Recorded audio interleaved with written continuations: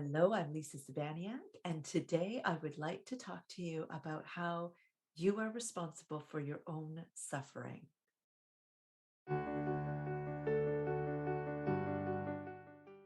Now, let me be clear, this is not about blame. This is not saying that you are responsible for what somebody else did to you, for example. But sometimes we get caught up so much in identifying with what has happened to us that we lose track of the fact that those people or person that had that heavy influence on us is no longer there, and that the pain that we are suffering from is not just simply from what they did, but from our insistence on reliving that pain over and over again. Now, I also want to put a caveat here that I do understand that post traumatic stress disorder is a little bit different in that sometimes those post traumatic memories that come up are not within your control by any means. But what I'm talking about is this. I'll give you an example from myself. So, I'm a survivor of 10 years of child abuse from the age of 2 until 12. And it was most forms physical, psychological, and sexual. And we found safety from him when I was 12 years old. I went to therapy several different times with several different types of therapists, but I was in deep denial. I didn't want to admit that this had happened to me. I didn't want to see the look of pity in people's eyes. I didn't want to have that stigma. I just didn't. And I just thought that if I said nothing, that it would just all go away.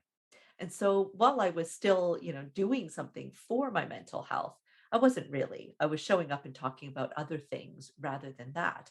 And that meant I wasn't really putting the pieces together in my own life for myself either. And when I was in my early 20s, I had a huge revelation, right? I was suicidal. I was suffering every single day.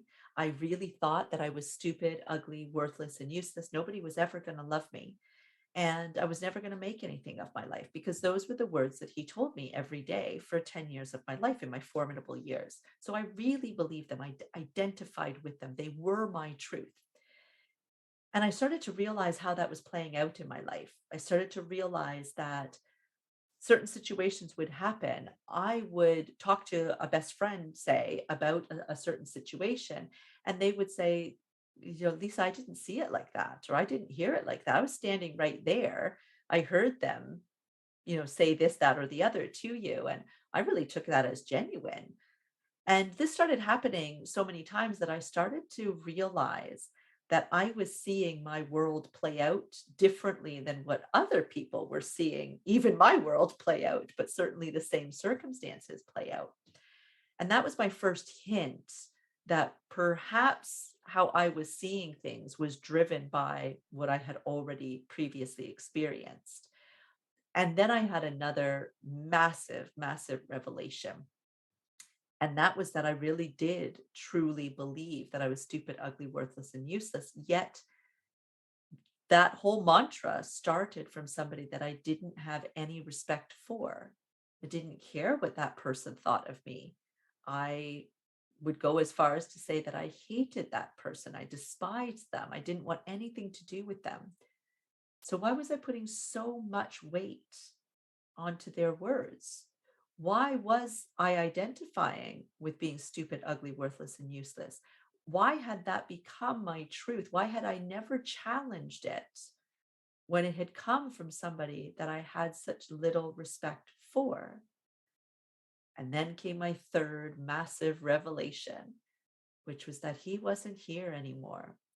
The only one here saying those words to me was me. None of my friends were saying it. None of my, boyfriends or relationships that were failing or thriving or anything. Nobody else was saying it. I was saying it. So, this is what I mean by you are responsible for your own suffering. I was 100% responsible for not challenging those beliefs, not challenging where they had come from and looking at it and just simply entertaining the thought of could this be wrong? Could he have been wrong? Could I be wrong? in believing that I am ugly, stupid, worthless, and useless, and just allowing myself to have that small glimpse into the possibility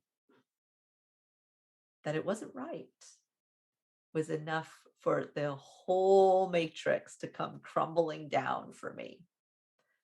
And you can do the same thing, regardless of what your experience was, whatever trauma or abuse that you have been through in your life.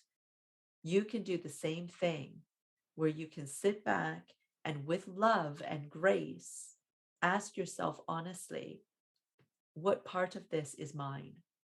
You are not responsible for what that other person did. You are not responsible for how they treated you. You are not at fault for any of it, but you may be the only one responsible for continuing it on yourself after finding safety from that person or from those people or situation.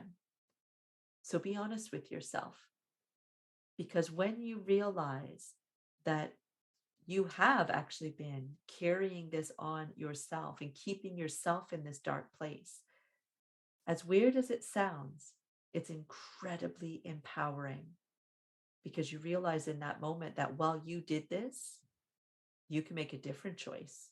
You have the power to bring yourself out of this dark place, you and no one else. I hope that helps. I would love for you to subscribe or comment and like, share this out with your friends so that other people can hear these words of advice as well. Bless.